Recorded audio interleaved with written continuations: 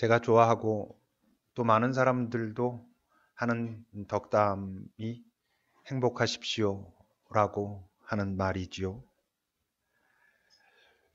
근데 이제 문제는 이 행복이라고 하는 것이 사람마다 그 행복에 대해서 가지고 있는 정의들이 조금씩 다르지 않습니까? 우린 머리로는 알죠. 뭐냐 하면 우리가 이 세상에서 말하는 그 행복이라고 하는 것에 우리가 휘둘리고 있다는 건 압니다. 어떤 의미에서? 세상은 어떻게 돼야 행복하다고 말하냐 하면 지금 네가 원하는 그것을 손에 쥐어야 그때 비로소 행복해질 수 있다라고 말하는데 그게 진짜는 아니다라는 건 우리가 머리로는 조금 알고 있는 것 같아요. 여러분들은 지금 행복하십니까? 행복하시다면 왜 행복하신지. 만약에 난 요즘 좀 행복하지 않아 라고 한다면 무엇이 여러분들을 행복하지 않게 하는지를 잘 생각해 보셔야 합니다. 내가 원하는 것을 내 손에 잡기 전엔 행복할 수 없어라고 우리가 세뇌되어 있다 보니까 결국 어떠냐 하면 모든 사람이 행복을 원하지만 대부분의 사람들은 행복하다고 생각하지 못하면서 그렇게 살고 있지요. 세상 기준으로 보면 또 바로 그래서 어떤 소수의 사람들이 행복하다고 느끼고 사는 것입니다. 이 세상에서 말하는 행복이란 다른 사람과 조금 다를 때 경험하는 것이거든요. 너는 갖지 못했지? 나는 이게 있거든. 너는 여기까지 도달하지 못했지? 나는 도달했거든. 이것이 일반적으로 우리가 생각하는 행복의 조건이기 때문에 그렇습니다. 예수님 때요. 그 당시에도 뭐 이를테면 돈이 있는 자들 또는 뭐 나름대로 권력을 가진 자들 뭐 거기까지는 아니어도 뭐 육체적으로 또는 살아가는데 큰 문제가 없던 사람들은 예수님을 별로 필요로 하지 않았습니다. 왜 그랬겠습니까? 예수님께서 그 공생애를 사시는 동안 실제적으로 세상을 다니시면서 그 갈릴리건 예루살렘이건 다니시면서 그분이 해결해 주셨던 사람들의 그 실제적인 문제들이 돈이 있는 사람들, 권력이 있는 사람들, 몸에 뭐 다른 질병이 없는 사람들에겐 별로 절박한 문제가 아니었거든요. 그러니까 그가 뭔가 좀 색다른 이야기를 하는 것 같기는 한데 그런데 그가 실제적으로 주는 도움들은 그 사람들은 별로 필요한 것들이 아니었습니다. 왜냐하면 이미 자기네들이 가지고 있었기 때문에 그렇지요. 마태복음 5장 바로 위에 있는 마태복음 4장 24절과 25절을 보면 어떤 사람들이 예수를 필요로 했고 따랐는가 하는 이야기가 있는데요. 예수님의 소문이 그 시리아 온 지역에 퍼졌습니다. 그랬을 때 사람들이 앓는 사람들, 병에 걸려서 고통당하는 자들, 귀신 들린 자들, 간질하는 자, 중풍병자들을 데려왔을 때 그들을 고쳤습니다. 그리고 그 수많은 사람들이 예수님을 따랐다 했습니다. 어떤 사람들이 예수를 필요로 합니까? 뭔가 아프고 뭔가 남들보다 비교했을 때 없고 이랬던 사람들이 예수님을 찾아왔고 어떤 분명히 혜택을 경험했고 그리고는 예수님을 따랐다고 하는 거지요. 이제 그러다 보니까 예수님의 이 땅에서의 단순한 고민은 크게 두 종류라고 말할 수 있었어요. 하나는 뭐냐 하면 전혀 당신에게 관심이 없고 당신에게 적대적인 사람들을 향해서도 고민이 있으셨죠. 그들을 향한 안타까움과 아픔이 있었습니다. 또 하나의 고민은 당신을 따르고 있는 사람들도 사실 고민이었거든요. 왜? 그들이 이제 예수님을 따라오면서 기대하고 있는 뭐 한 단어로 말하면 어떤 행복. 이 양반을 따라다니면 내가 행복해질 수 있겠다, 내 인생이. 라고 기대하면서 그들이 따라오고 있는 그들이 생각하는 그 행복이라고 하고 있는 것의 본질과 예수님께서 그들에게 가르쳐 주고 또 같이 나누고 싶은 그 행복의 본질이 좀 달랐거든요. 예수님을 따르고 있는 이 많은 사람들이 마음이 단순하게 말하면 이런 것입니다. 내가 지금까지는 마이너스 인생이었다. 다른 사람들은 건강했고, 어떤 사람들은 돈이 있고, 어떤 사람들은 가문이 괜찮고, 어떤 사람들은 그래서 권력이 있고, 그런데 나는 그것들이 하나도 없었는데, 그래도 내가 이분을 만나가지고 뭔가 좀 제로가 된 거는 같다. 보통은 된 것 같다. 아팠던 몸이 나았고, 뭐 좀 사람들한테 무시받고 이랬던 것들이 이분을 만나서 좀 위로를 얻었고, 그러고 난 후에 이들이 예수님을 계속 따랐는데 왜? 예수께서 정말로 주고자 하시는 그 행복 또는 삶의 어떤 의미, 자유, 이것을 궁금해하고 그것을 구해서가 아니었고, 이제는 뭐냐면 지금까지 내 인생이 마이너스였다가 이제 겨우 제로 됐으니까 이젠 내게도 플러스 알파를 주시오. 저 가진 자들, 뭔가 높은 자들, 이룬 자들처럼 당신의 능력을 보니까 나도 그렇게 만들어줄 수 있는 것 같은데 나도 그렇게 해주시오라고 생각하며 그것을 기대하며 예수를 따랐다는 거죠. 그러니 당연히 예수님은 이제 고민이 되는 거죠. 만약 그때 그 사람들을 보면서 예수님이 고민하셨다면 오늘 여기 있는 우리들을 보면서도 아마 많이 고민하실지도 모릅니다. 왜냐하면 우리도 뭐 다 그러게 하겠습니까만 또는 항상 그러게 하겠습니까만 우리의 많은 관심이 우리의 관심의 초점이 플러스 알파에 가 있는 경우들이 많으니까 이 세상에서 말하는 플러스 알파 그러니까 예수님이 아마 우리들을 보면서도 고민하실 수 있는 거지요. 그러니 어떻겠어요?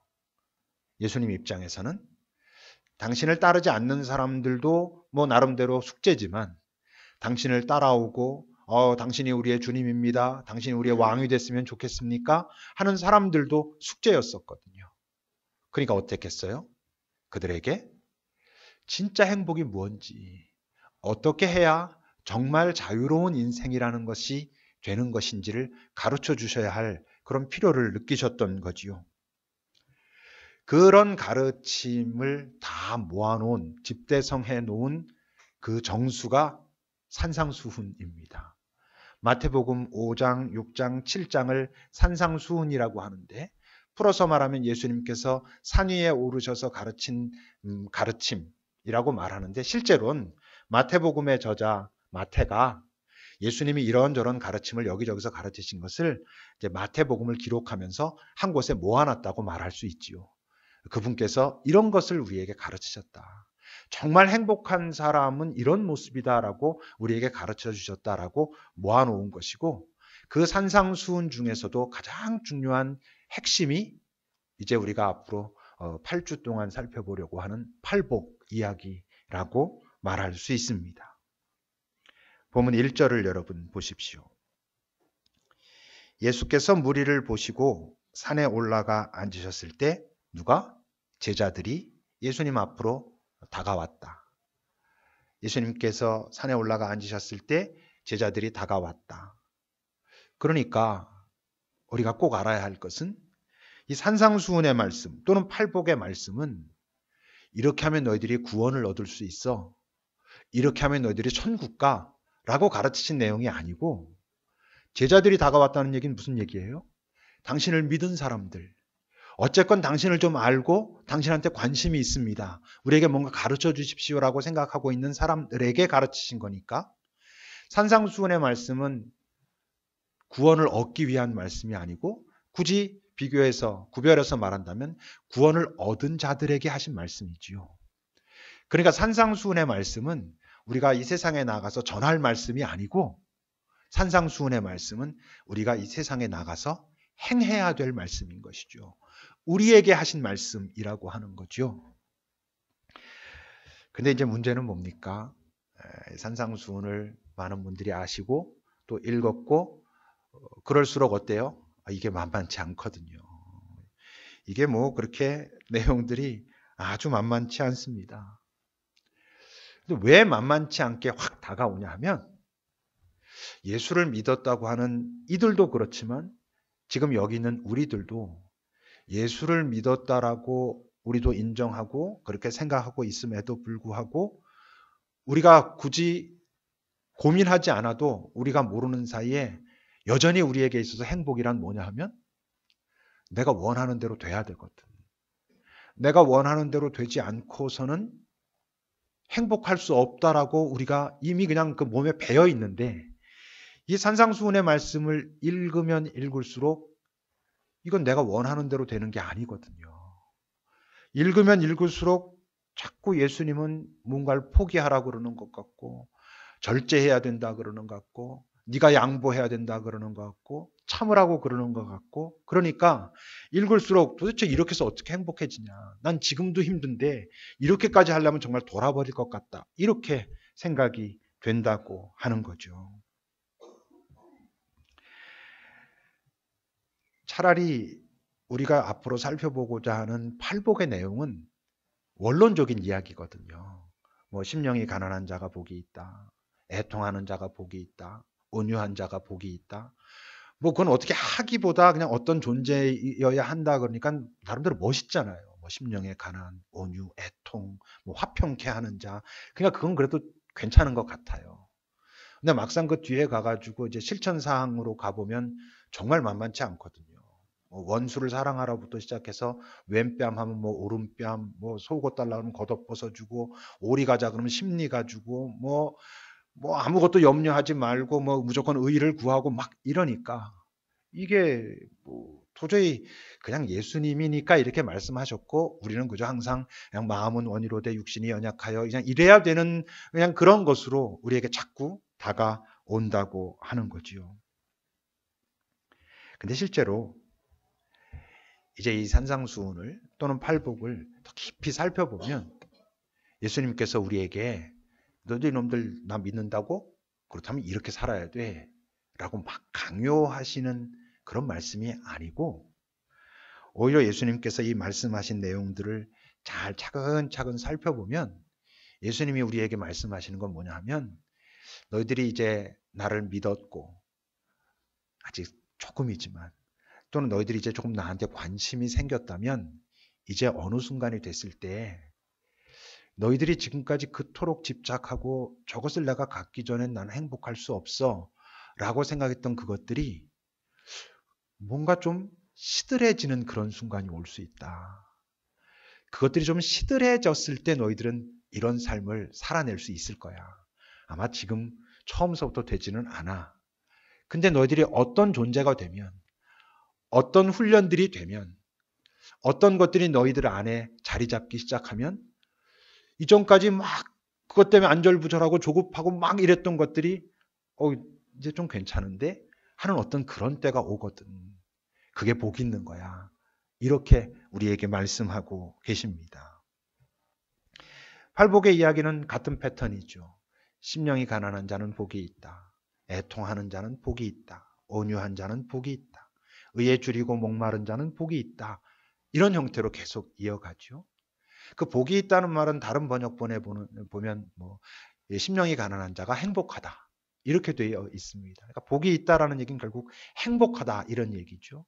그러니까 예수님께서 행복의 비밀을 가르쳐주고 계시는 것입니다. 근데 그 바로 행복하다, 이런 자는 복이 있다, 행복하다는 말은 다른 말로 하면 이런 뜻이에요. 복이 있다는 게 어떤 의미냐면, 이런 존재가 되면, 다시 말하면 심령이 가난하다는 것을 너희들이 경험하게 되면, 심령의 가난을 경험하게 되면, 깊은 애통을 너희들이 경험하게 되면, 그러면 복이 있는데, 그 복이 있다는 얘기는 무슨 뜻이냐면, 지금 방금 얘기한 것처럼 너희들이 심령의 가난한 자가 되면 문득 지금까지 너희들이 그토록 저것 아니면 안 돼라고 하던 것들이 좀 시들해지는 순간이 올 거야 라고 말씀하시는 게, 심령이 가난한 자가 행복하다라고 말씀하시는 거예요. 그러니까 오히려 이 세상은 너희들이 원하는 것을 가져야 행복해 라고 말하는데, 예수님은 너희들이 지금까지 그토록 원하던 것들이 시들해지는 그 순간 너희들이 누릴 수 있는 행복이 있어. 그게 진짜 행복이야 라고 가르치고 계신 것이죠. 그러니까 접근하는 방식이 전혀 다른 거예요. 지금까지 이게 없으면 안 돼 그랬는데 이게 없어도 되네? 이런 자가 진짜 행복하다는 거예요. 뭔가가 있으니까. 뭔가 다른 걸 경험하고 나니까 이게 나를 그렇게 많이는 괴롭히진 않네? 정말로 이건 아무것도 아니야는 아니어도 이거 훨씬 편안해졌는걸 하는 그런 때가 온다고 하는 것이죠. 왜? 팔복의 이야기들은 이런 자가 복이 있다. 그들이 천국을 경험할 것이다. 그들이 위로를 받을 것이다. 그들이 땅을 차지할 것이다. 그들이 배부를 것이다. 이렇게 말씀하시거든요. 무슨 뜻이겠어요? 심령이 가난하면 애통하는 자가, 온유한 자가 행복한데, 왜 행복하냐 하면 그들이 이 땅에서도 하나님의 나라를 경험할 것이고 정말 하나님의 위로를 경험할 것이고 너희들이 이것으로 충분하구나라고 하는 진짜 만족감을 경험할 것이기 때문에 그동안 너희들이 그토록 갖지 않으면 안 된다고 하던 것들이 이거 없어도 살 수 있구나. 이렇게 되기 때문에 너희들이 진짜 행복해질 거야. 이건 결코 뭐 그냥 마음이나 위로하고 지난번 여기서 이거 뭐 우리 성탄절에 했던 것처럼 어떤 강박증에 사로잡힌 것이 아닌 예수 믿는 자들이라면 뭐 이런 정도로 행복하다고 받아들여야지 이 정도가 아니라 진짜 정말 자유로워져서 자기도 좀 놀라는 이게 왜 더 이상 나를 괴롭히지 않지? 뭐 나 이제는 안 가져는 아니지만 못 가져도 살 수 있겠구나. 이게 어떻게 이렇게 되지? 하는 때가 정말로 올 거야 라고 말씀하고 계십니다. 그 팔복 중에서도 이제 가장 중요한 열쇠가 이제 오늘 우리가 다루려고 하는 첫 번째 상태 뭐라고요? 3절입니다. 3절 우리 같이 한 목소리로 읽어보겠습니다. 5장 3절입니다. 심령이 가난한 자는 복이 있나니 천국이 그들의 것이미요. 다시 한번 읽읍시다. 심령이 가난한 자는 복이 있나니 천국이 그들의 것이미요. 그렇다면 심령이 가난하다는 게 뭔가? 심령의 가난에 대한 그 오해가 있어요. 심령이 가난하다는 것을 자칫 잘못하면 심령의 가난함은 겸손함이다. 이렇게 생각할 수 있어요. 아니에요. 심령의 가난함을 물질로부터 자유로워지는 것, 뭐 무소유까지는 아니어도 뭐 물질에 대한 나의 지향이 없어지는 상태라고 생각할 수 있는데 그렇지 않아요. 겸손이나 뭐 물질에 대한 자유 이런 것은 심령이 가난한 사람에게서 나타나는 어떤 삶의 모습이긴 하지만 겸손 자체가 심령의 가난이라든지 물질에 대한 뭐 좀 포기, 자유 이런 것이 심령의 가난은 아니에요. 자칫 겸손이나 어떤 무소유 이런 것들을 심령의 가난이라는 것과 동일시하다 보니까 또 다른 율법이 되는 거예요. 천국을 경험하기 위해서는 겸손해야 된다. 겸손하자. 천국을 잘 경험하고 천국에 가려면 물질에 대한 욕심을 버려야 된다. 버리자. 그러니까 그게 또 다른 율법이 돼서 우리를 괴롭히거든요. 물론 더더군다나 심령의 가난함은 뭐 어떤 죄책감, 죄에 대한 깊은 자각 때문에 되게 고통스러워하고 막 낑낑거리고 아파하는 것도 아니에요. 그렇다면 심령의 가난함이란 어떤 걸까?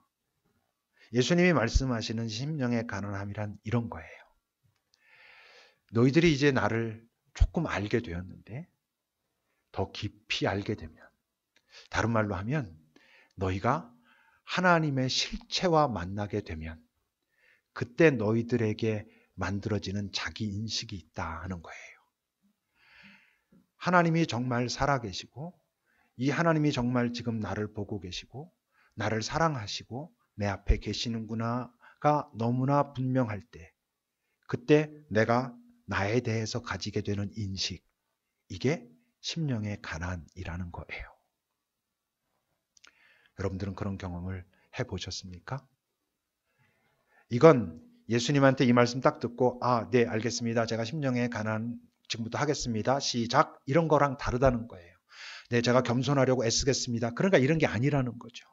그러니까 심령의 가난은 시간도 필요하고 노력도 필요하고 그분에게 은혜를 구하는 것도 필요하고 그런 꽤 긴 시간들을 거쳐서 도달해가는 과정이에요. 인간이 신 앞에 섰을 때, 그 신을 실감할 때, 자각할 때 갖게 되는 나 자신, 내 존재에 대한 인식, 그게 심령의 가난이에요. 이 심령의 가난의 상태란 그러니까 어떻게 나타나겠어요? 이 세상이 우리에게 그토록 심어주고 싶어하는 그 모든 두려움, 우리의 두려움이라는 게 여러분, 나 저거 너무 무서워, 저기 어두운 밤에 걸어가려니까 너무 무서워, 이런 것만 두려움입니까? 그런 건 오히려 조금 나이가 들면서 없어지죠. 실제 우리를 두렵게 하는 것들은 뭐예요? 돈이 우리를 두렵게 하죠. 사람들이 나를 어떻게 생각할까라고 하는 그 의식이 우리를 두렵게 하죠. 관계가 우리를 두렵게 하죠. 실제로 우리가 정말 두려워하는 것들은 이 세상에서 내가 꼭 가지고 싶어 하는 것들이 우리를 두렵게 해요.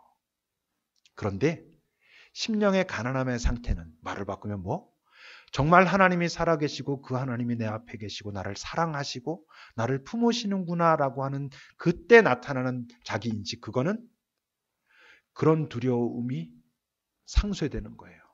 이 세상에서 우리에게 그토록 주고 싶어하는, 그래서 우리를 조종하고 싶어하는 그 모든 두려움이 상쇄되는, 아까 했던 말로 바꾸면 시들해지는 그런 진짜 두려움이 있어요. 그 진짜 두려움은 이 세상에서 우리에게 공포를 심어주고 거기에 예속되게 하는 그런 두려움이 아니고 참 두려운데 그 안에 뭔가 모를 설렘이 있어요. 소망이 있어요. 그런 두려움, 진짜 두려움이 있는데 그게 심령의 가난함 상태예요.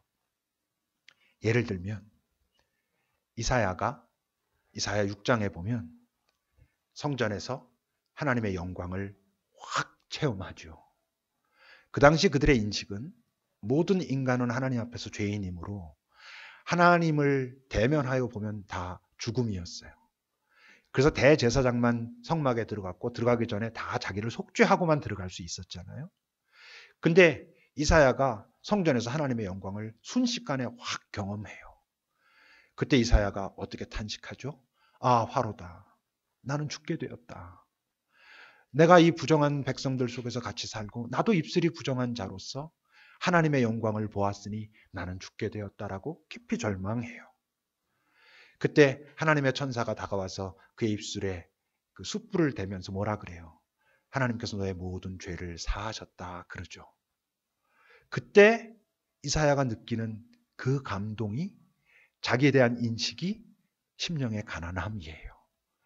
그때 이사야가 또 한 음성을 듣죠. 내가 누구를 보낼까?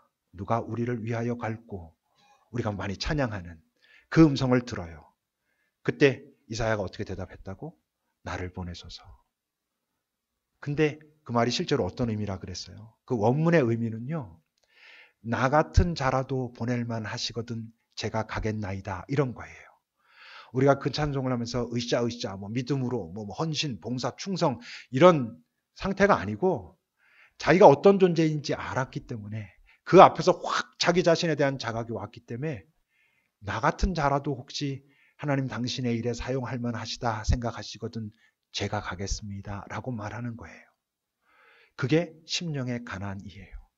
다른 모든 두려움으로부터 순식간에 확 자유로워지면서, 왜?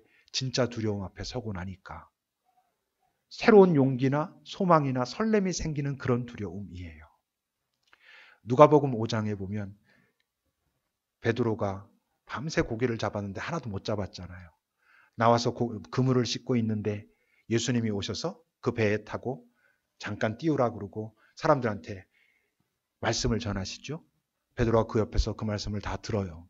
나름대로 긴장하고 좀 놀라고 뭐지? 이랬을 거예요. 그 다음에 예수님께서 좀 더 깊은 데로 가자 그래서 어떡하죠? 그물을 던져라 그러죠. 그 본문을 잘 보면 예수님께서 그물을 던져라 라고 할 때 그 그물은 복수로 돼 있어요. 네가 가지고 있는 그물들을 다 던져라 라고 말씀하신 거예요. 그때 베드로는 어떻게 말하죠? 내가 밤새도록 했지만 잡은 것이 없는데 그렇게 말씀하시니 제가 던져보겠습니다라고 할 때 그 그물을 던지겠습니다라고 베드로가 말할 땐 단수로 돼 있어요. 그러니까 예수님이 네가 갖고 있는 그물 다 던져 이랬을 때 베드로가 그렇게 말씀하시니 뭔가 그 위험도 있고 이러니까 제가 하나 던져보죠. 못 잡았다니까요. 이러는 거예요. 그게 대단한 믿음으로 그러니까 한 게 아니죠. 근데 어떻게 돼요? 엄청난 고기가 올라오잖아요. 그 그물 하나 던진 그물이 찢어질 만큼 올라오거든요. 그때 베드로가 어떡하죠? 그 앞에서 무릎을 꿇고 나를 떠나소서 나는 죄인으로소이다 그래요. 그게 심령의 가난한 상태예요. 그분이 누구이신지 확 다가왔을 때 자기가 알게 되는 자기인식. 지금까지 나름대로 뭔가 하는 것 같고 할 수 있는 것 같고 되는 것 같고 뭐 이랬는데 그 순간 오는 것. 나를 떠나소서가 난 정말 당신이 싫으니까 우리 뭐 끊읍시다 이런 뜻이겠어요? 두려움이죠. 경외의 심이죠. 나는 당신과 가까이 할 수 있는 존재가 아닙니다. 라고 하는 그 인식. 그게 심령의 가난함이에요. 다른 두려움으로부터 자유로워지는 새로운 두려움. 그게 심령의 가난함이에요. 사도행전 9장에 보면 바울이 다메섹에 가가지고 예수 믿는 사람들 다 잡아오겠다고 의기양양하면서 가다가 대낮 정오의 해보다 더 밝은 빛 앞에서 꽝꽝하면서 쓰러지잖아요. 음성이 들리잖아요. 사울아 사울아 왜 네가 나를 핍박하느냐. 누구십니까? 네가 핍박하는 예수라. 그가 얼마나 당황했겠어요. 3일 동안 보지도 자지도 않으면서 경험했던 그 자기인식. 그분이 누구인지 확 알고 나니까 알게 됐던 자기인식. 지금까지 자기가 뭐가 하나님을 위해서 한다고 생각했고 자기 하는 게 옳다고 생각했고 기세 등등 했었는데 그분을 확 경험했을 때 깨닫게 되는 자기인식. 그게 심령의 가난함이에요.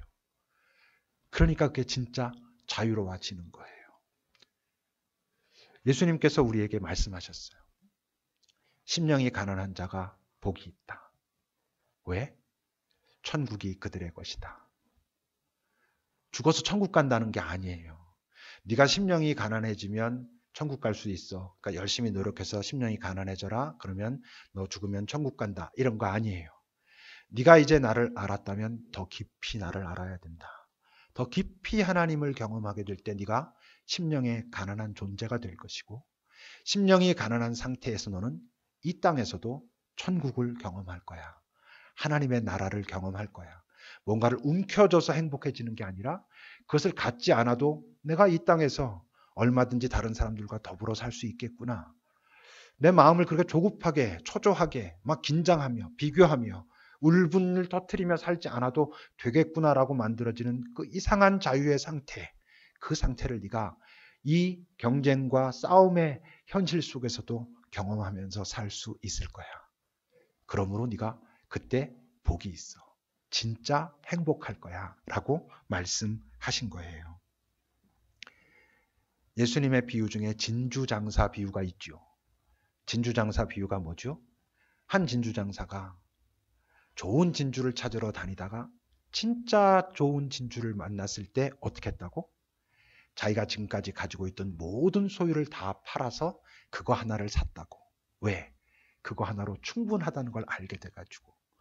그 진짜 좋은 진주를 발견한 그 사람이 지금까지 가지고 있던 것들은 왜 아무것도 아니겠어요. 나름대로 그것들이 자기를 지탱해 준다고 생각했을 거고 그것들 때문에 다른 사람들에게 폼도 잡고 그랬을 거고 그랬는데 진짜를 보고 나니까 이것들을 내려놓는 거예요. 어쩌면 더 정확하게 말하면 시들해지는 게 아니죠. 심령의 가난한 상태에서 내가 그동안 집착하고 이것 아니면 안 돼. 이것이 나를 살려줄 거야. 나를 행복하게 해줄 거야. 라는 것들이 시들해진다기보다는 내가 심령의 가난한 상태가 되면 그 모든 것들은 제자리를 찾는 거예요. 그동안 내가 그것들에 대해서 가지고 있었던 편견, 오해, 그것이 마치 나를 살려줄 것 같아가지고 막 그랬는데 시들해지는 거라기보단 다 자기 자리를 찾아요. 마치 바울이 내가 예수를 알고 나서 나의 이전에 가지고 있던 모든 것을 배설물로 여긴다. 시들해진 거잖아요. 시들어졌기 때문에 정말 버렸어요? 아니라 그랬죠. 그것들을 그때서야 비로소 딱 그것을 사용할 만큼 사용하며 그가 살았단 말이죠. 그러니까 그것들에 매이지 않아요. 그것들이 없어지면 떠나보낼 수 있어요. 다가오면 그것들을 잘 사용할 수 있어요. 그래서 그가 고백하는 거예요. 내가 비천에서 살게 되면 비천에 처할 줄도 알고 내가 풍부해지는 어떤 순간엔 그것 때문에 잘난 척하는 게 아니라 그 자리에서도 나를 지키며 살 수 있다라고 그가 말했죠. 어떤 때? 심령의 가난한 때. 물론 어떻다고요? 심령이 가난한 사람이란 없어요. 이 땅에서 하나님과 닿아 있는 모든 것은 그래요. 그렇게 확정된 존재는 아무도 없어요. 어떨 뿐이라고? 우리 모두에게 심령이 가난한 그런 순간이 있을 뿐이에요. 성령 충만한 사람은 없다 했죠. 그 사람에게 성령이 충만한 어떤 순간이 있는 거예요. 그래서 심령의 가난한 상태는 우리가 원해야 돼요.